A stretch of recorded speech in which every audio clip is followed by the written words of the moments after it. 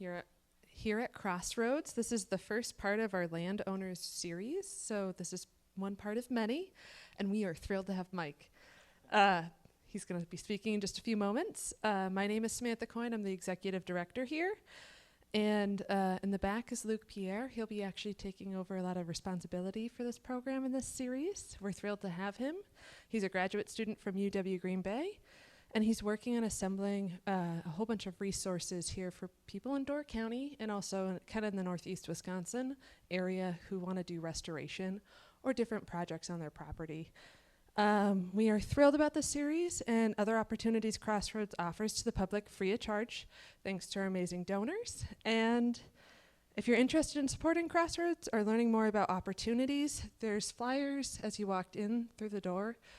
Make sure to check those out, follow us on Facebook, or check out our website. So I just feel like I should speak about Mike Grimm. I'm sure I'm going to put you on the spot here. Mike's awesome. You've been doing conservation for many, many years here in Door County and throughout Wisconsin. He is kind of I would say guru almost for when it comes to bioinventory. You have a long legacy, and you recently retired from the Nature Conservancy, so, well, ish. The other thing I'd like to highlight is next week we have Laura from U.S. Fish and Wildlife coming to talk about the Partners Program, which is also an exciting program, and Mike may talk about it a little bit. So. Yeah. Okay. Yeah. Now you're on. Thanks, Sam. How do I pin this on my shirt? Is that? Oh, I guess that's not the right mic. Okay. Well, thanks, Sam. I guess I should start just to introduce myself. My name is Mike Grimm, and most of what Sam said is true. I did work for the Nature Conservancy, and I still work a few hours a week for them, but I worked for about 30 years here in Door County with the Nature Conservancy as my title was a conservation ecologist, which I realized today.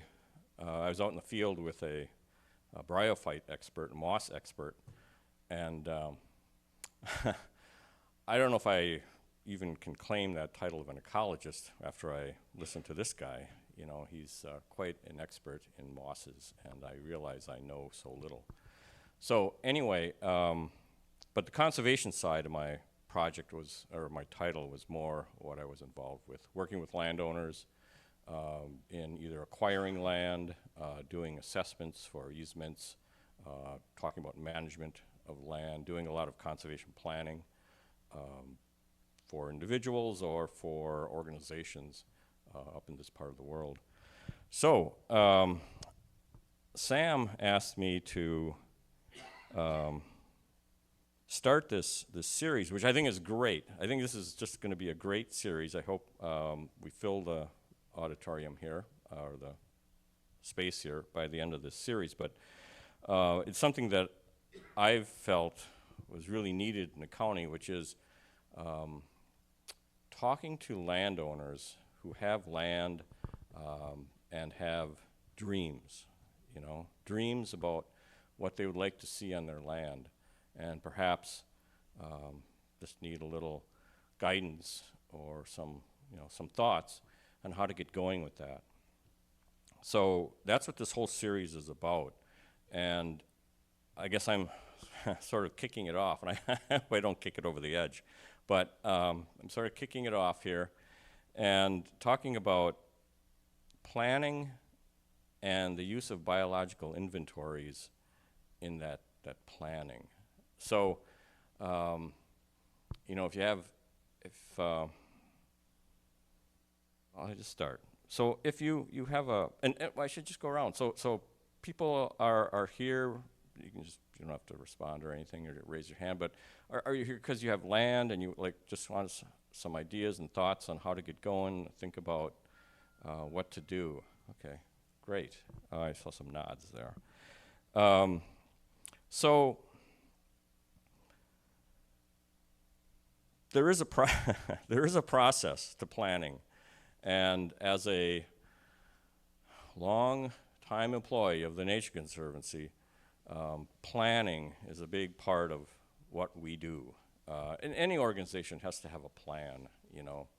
And the Nature Conservancy is a big global organization. You know, we've got like 4,000 staff people around the world, and we have to be coordinated, and we have to plan our work, and we have to be able to talk to somebody from, I don't know, Uruguay, and talk in the same language as we talk here in North America, or from Australia.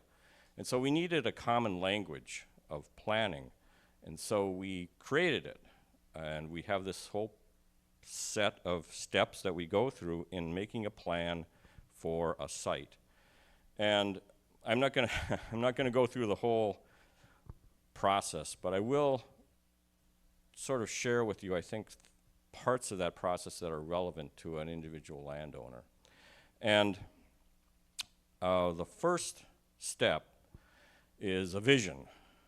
So, you know, you think, okay, I've got this 5 acres, I've got 40 acres, I got 1 acre, I got my backyard, you know. And I guess you're here because you have a dream of something different, something, a change in your land. And so how do you make that vision or that dream concrete? And that's what this is about. So start with a vision, a dream, some idea about what you want. This could be anything. It could be a rough idea. And so you start with that. And then to see if that dream has any, or that vision has any legs to it, you have to really assess what you have. So say you've got, I don't know, like an open field up there. And by the way, some of these are taken over at, most of these are taken over at Ida Bay. Not all of them, not like of course, the cedar alder thickets, there's none of that at Ida Bay, but some of these shots were from Ida Bay. In that old field, open field there, it's Ida Bay. And say you have something like that, and you say, I want to attract birds. I want to attract warblers. Well, you will find out through this process, maybe that's really a high bar there, and it's going to be kind of hard in that open field. Not impossible in our lifetime. I mean, not possible perhaps in our lifetime, but anyway, so you have a vision, you have a dream, and then you take an assessment or an inventory of what you have on your property. And it can be really coarse, like just what's the habitats like? You know, do you have an open field? Do you have a mix of forest, upland shrubs, old field? Do you have a marsh, sedge meadow, or a cedar swamp, or maybe like a really lucky if you had like a small stream and some riparian forest, something like that, or maybe you've got some of these other types. Maybe you have a pine plantation or an old conifer plantation on your property, or you've got some deciduous woods of various, composition, or you've got, a cedar swamp.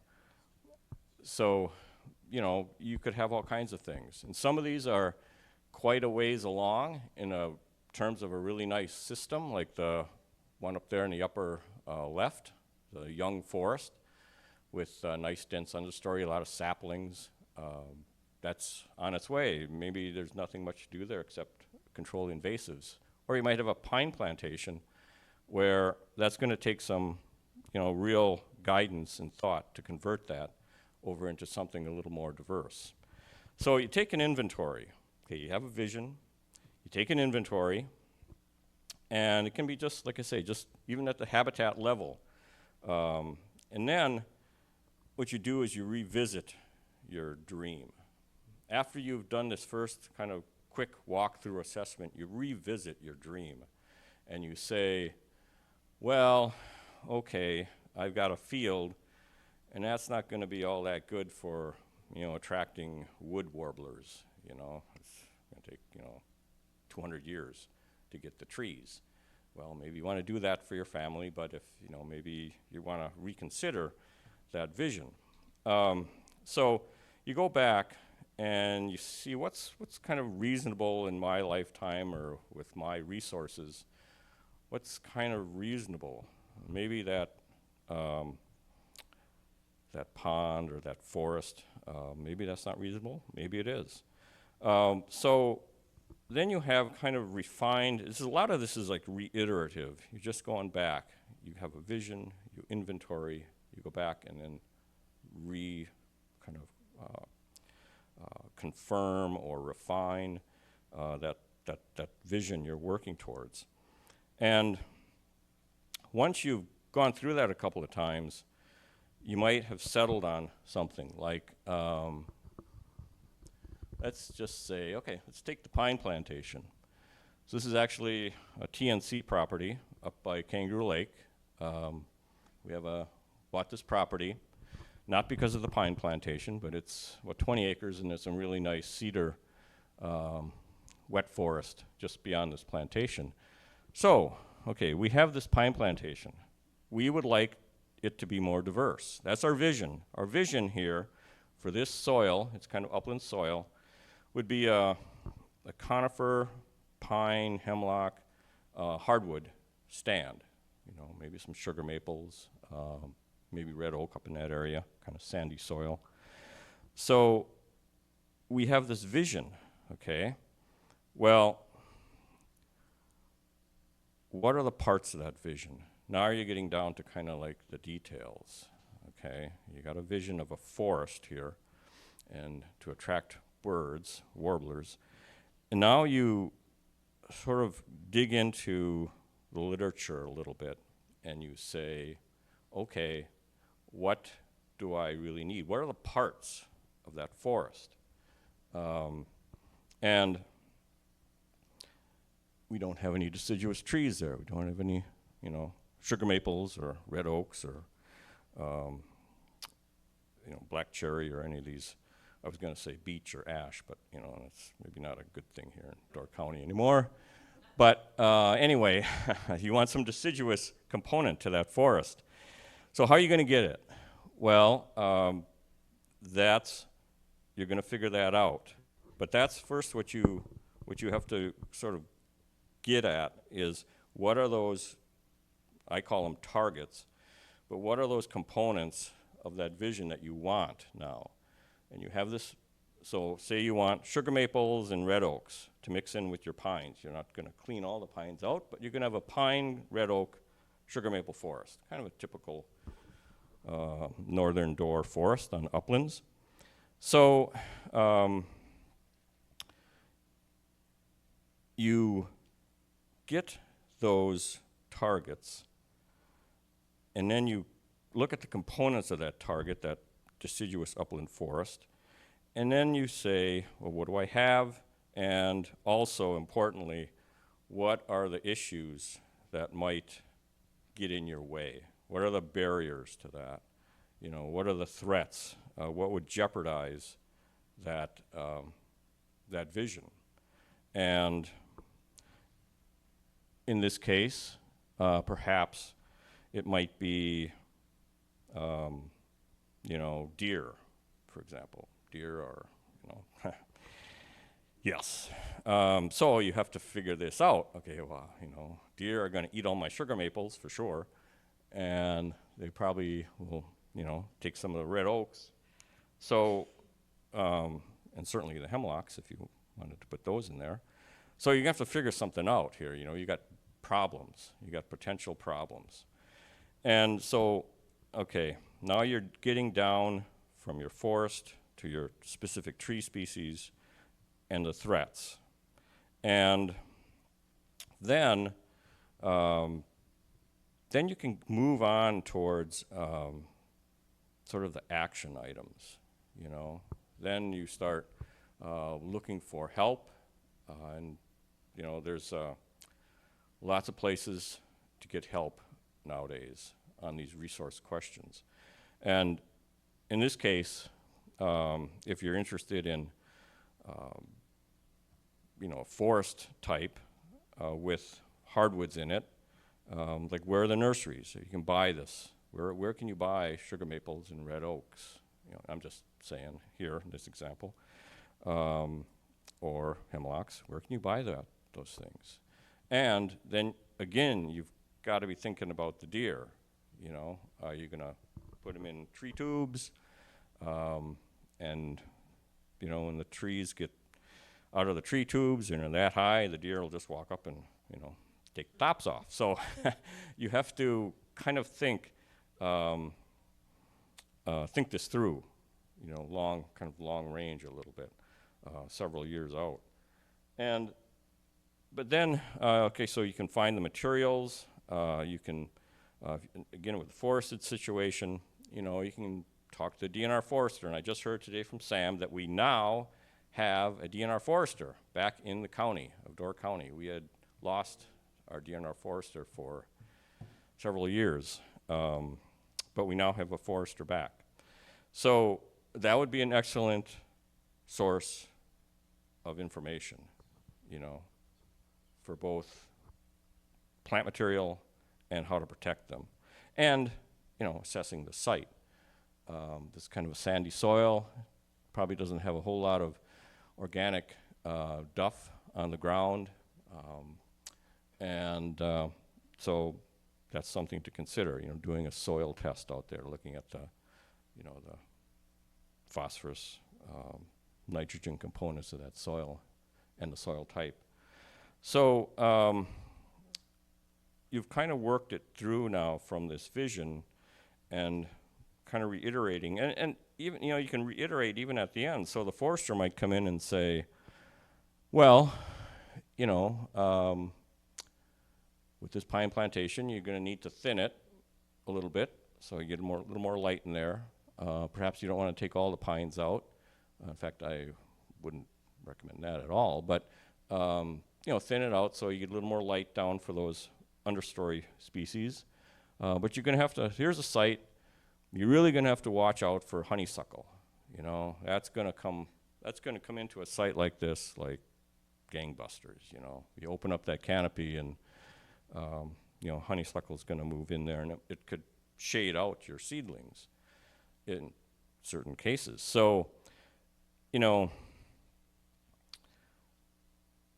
I guess you're now at the point where you've had your vision, you've kind of refined it, you've done an assessment on your property, you've looked at what you have, you've looked at the threats, and you've gotten information, and you've got an action plan now. And so then, you know, you do it. And all along, you know, there's money and time involved with this kind of thinking as well, you know. Like the pine plantation, this is about a 10-acre plantation there. So, you know, we've started to thin it, and just as an example, TNC. So we've started to thin it out. We want to keep the pine component on this site, but we're going to start underplanting with probably oak. I don't know if we're going to try sugar maple or not. I mean, we've tried it. It's just really hard up here, just feeding the deer. So we're gonna try some red oak in there, probably black cherry, and see if we can get some hardwoods going in this area. And you know, we're going to monitor it, and that's the sort of the last thing after you've implemented your action. You know, you go back to the site and you see, oh boy, you know, the deer have chewed off everything, you know. Well, maybe you need almost, if it's severe, like sometimes I think about this down in the Ida Bay property in that nice hardwood conifer, hardwood hemlock forest at the south end of Ida Bay, where you don't really have any understory. And so I've talked with Coggin and Sam and Nick here at Crossroads, and maybe what we need is some exclosures, you know, some tall 8-10-foot fence exclosures that enclose, I don't know, 100 square feet or a couple hundred square feet, and either plant in there or just let the seed bank, germinate and get these little islands of understory going, and then 10 years later shift that exclosure to another area and get another little pocket going of understory. It's tough though. Once the understory is chewed down to a very low level, it doesn't take a lot of deer to keep it down, I mean, it took a lot of deer initially to remove that understory, but once it's very sparse, only a few deer can really keep it clean. Oh, in fact, this is the Ida Bay forest, and you can see that there's not a lot on the ground there. Some ferns and a few sedges. So I'm going to stop here for a moment. We have, actually, no, I'm not going to stop. You can't stop me. Just a minute here. So I just got a couple of slides, and there's this, what I'm going through here, these resources, there's a packet of this information up on a table. So if you want to, you don't have to write any of this down.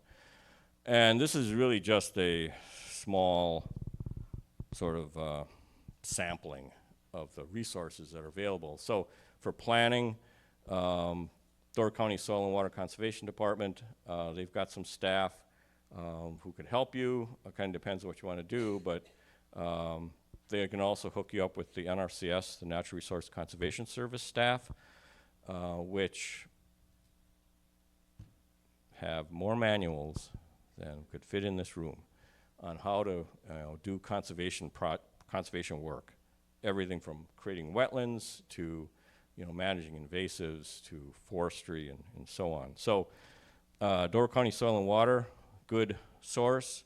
If you have some 10 acres or more and you're interested in deer habitat, now I say that, and who is interested in deer habitat in Door County?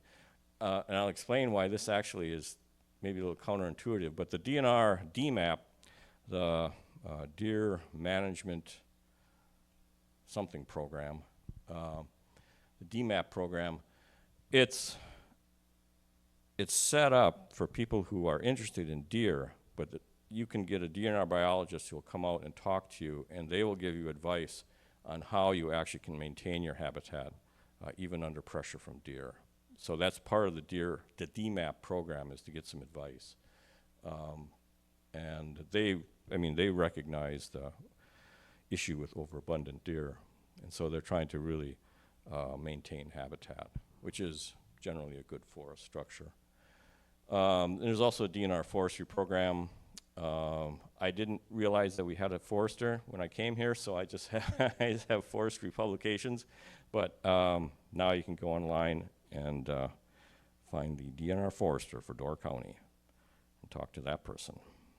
What services do they provide? DNR forestry program, they can give you lists of contractors if you need to thin your forest. They have a whole list of private contractors that'll do that. They have lists of nurseries that sell native stock, so you can purchase. You can also purchase small seedlings from the DNR itself, and they'll have information on that. They will give you some help on managing your forest stand. So if you have a nice, yes, recommendations, yeah. So they're a good source of information. Yeah, I would. If you have a forest and you have questions, yeah, I'd go there. And invasive species, and if you want to put trails in, there used to be some funding through the Forest Stewardship Program, the SIP program,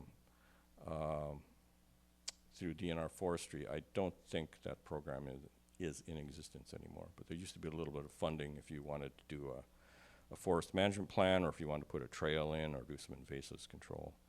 But you could check with the DNR forester on that. If you want to do inventory, there's tons of guides. You can line a wall with these things. some of the best ones, like Wildflowers of Wisconsin by Black and Jadziewicz.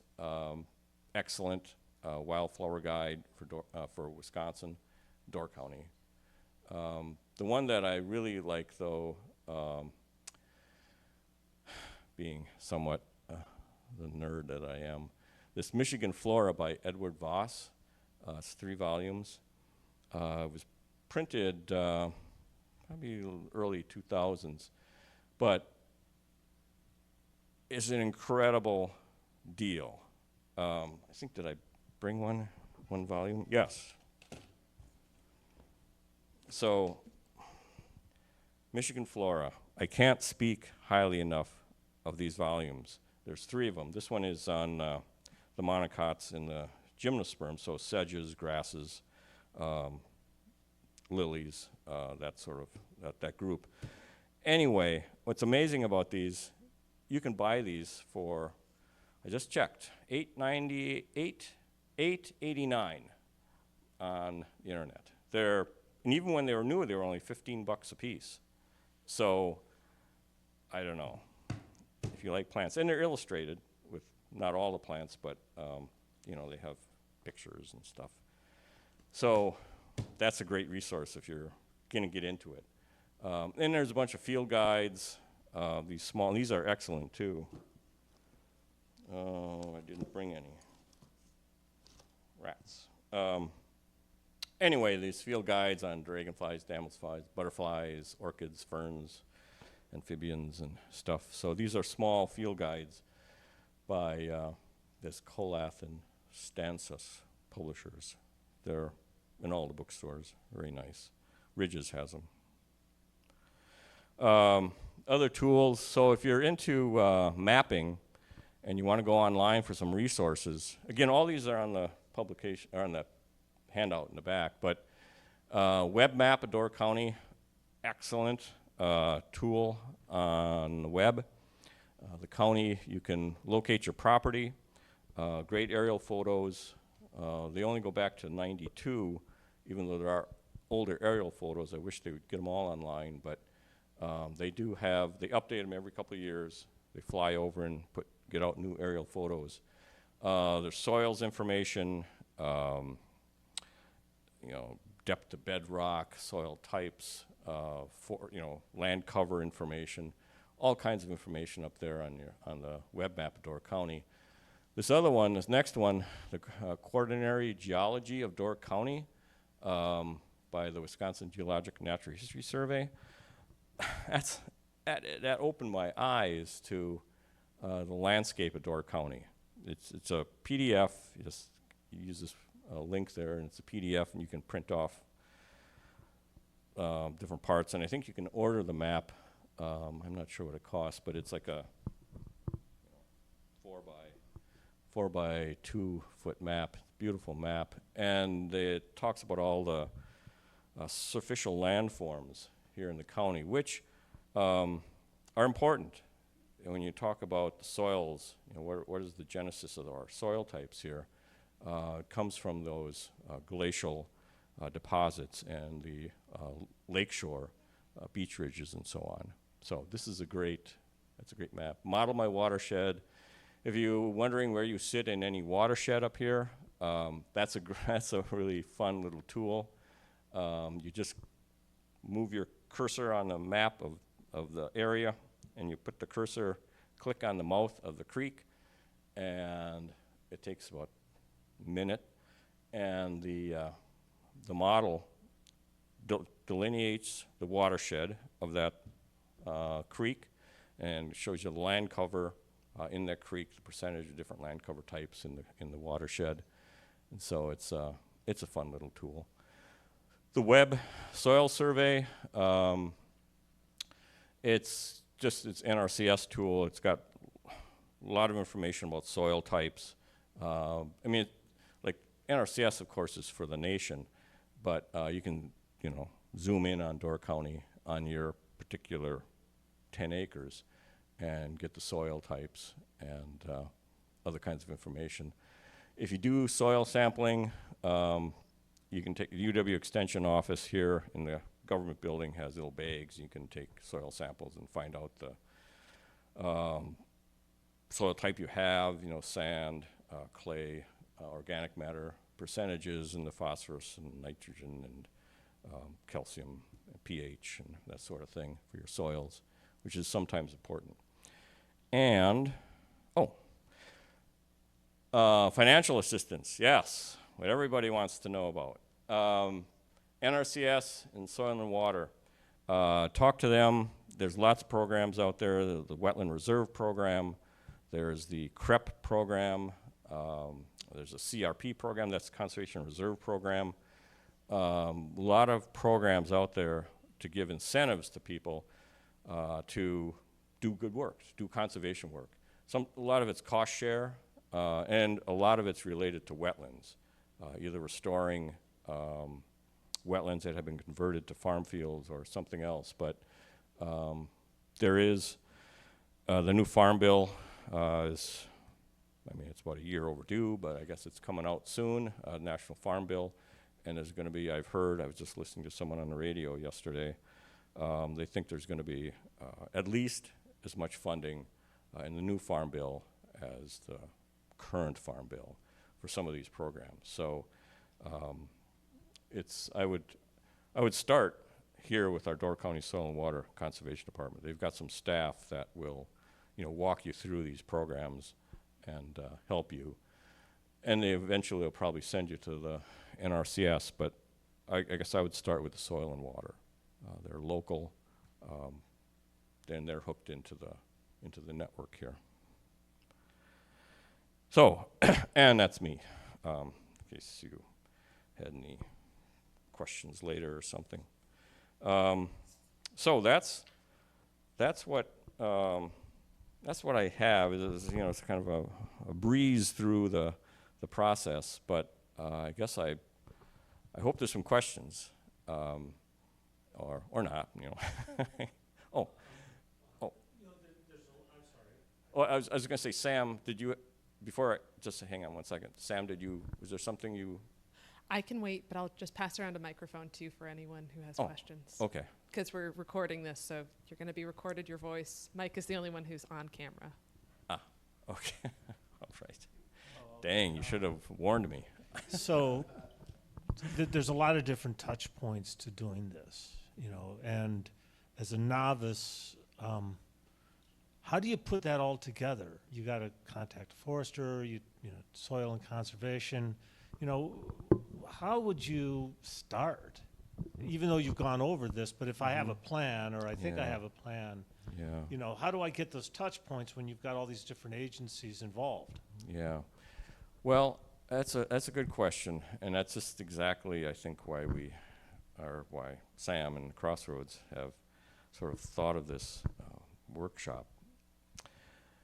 You know, I'm trying to put myself out of my world, you know, because and into a world where, like, okay, I want to buy a new laptop. I don't know anything about laptops. Where do I start? You know, what the heck? So, all right, you know, of course, you know, you go online and you start Googling all the 5,000 laptops you could buy, and I have no, like, clue of what exactly one better than the other, or, you know, what feature I want. So I am of the old school that I would go talk to an expert. So in your case, who's an expert? Well, I mean, you could talk, I'm not saying I'm an expert, but you could, you know, someone like myself, or Soil and Water, you know, and they would probably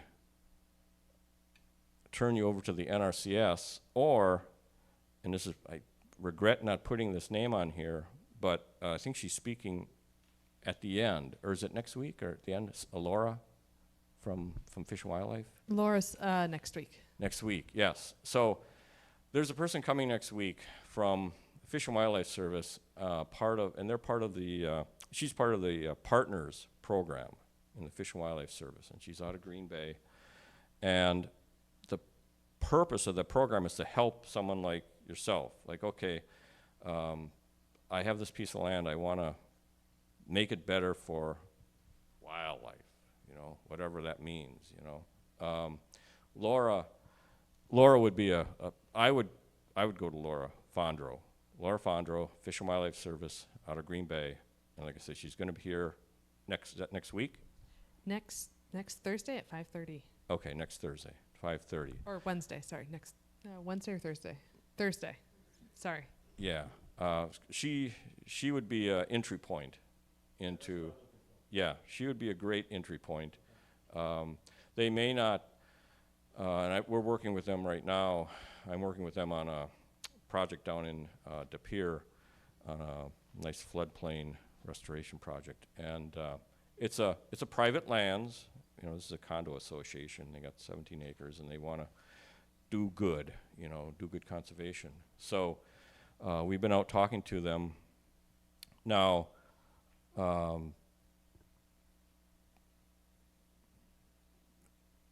sometimes, like the condo association doesn't really know what they want. They don't know what's possible. They don't really know what they want. They just want more flowers out there in their reed canary grass field. They'd like to see more butterflies and more birds, and that's good enough.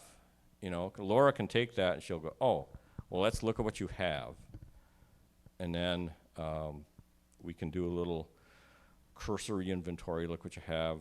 And we went as far as, working with Brown County Land and Water Conservation Department. They were out surveying it, so, we imposed kind of our own ideas on this, and we said, oh, this would be beautiful for a northern pike spawning scrape, This field is just reed canary grass. Let's put a little depression out there, have the pike come in out of the East River, spawn, and it'd be a nice setup. Well, that was just something thrown out, and they said, yeah, that sounds like a great idea. So, so next, if you can come to the next one, have a chat with Laura. Yeah, she'd be great. Okay, any other questions? Next question. I have a question in the back. Me. Oh. Sorry. I was sitting down for a sec. So my question for you, Mike, is how, as a private homeowner, I have a piece of property. I know nothing about really what's on my property. I see my neighbor has something really cool. They're getting a whole bunch of butterflies. Whatever, maybe I value those. How, again, having those entry points, but are people like you, are there other consultants, are there other people out there who we can reach out to maybe who can help us, guide us through these questions? Sure. There's a few folks here in the county that can help you through. You just brought something to mind, Sam, which I should have maybe started with. And I don't know if this is why you started this program, but I work for the Nature Conservancy. We own about 8,000 acres here. The Land Trust has about 10,000 acres. DNR has 5 state parks and 2 wildlife areas, and the Ridges has about 1,500 acres under management. And you think, wow, that's a lot. That's a lot of land, But when you look at the percentage in the county, it's a very small percentage of the total land mass of the county. And our butterflies, our bees, our birds, they're all moving across this landscape. And the private landowner controls vast majority of the land in this county, and in most of the counties in the state, except like Forest County and Florence, and some of the counties up north. But so private landowners are, they are so important to really bringing back some of these animals that have lost their homes. I was reading somewhere, Door County has lost 66% of its natural cover since, 1800, and most of it for farming, orchards, and so on. And the majority of the 34% that's left is wetland forest, cedar swamps. So the upland forest in Door County really has taken a hit, these upland hardwood forests. And we've got great examples like at Peninsula State Park and some of the Potawatomi, Newport. But overall, the upland hardwood forests really have declined here. And there were a lot of species that kind of used that habitat. So private landowners are really important, for this kind of conservation work.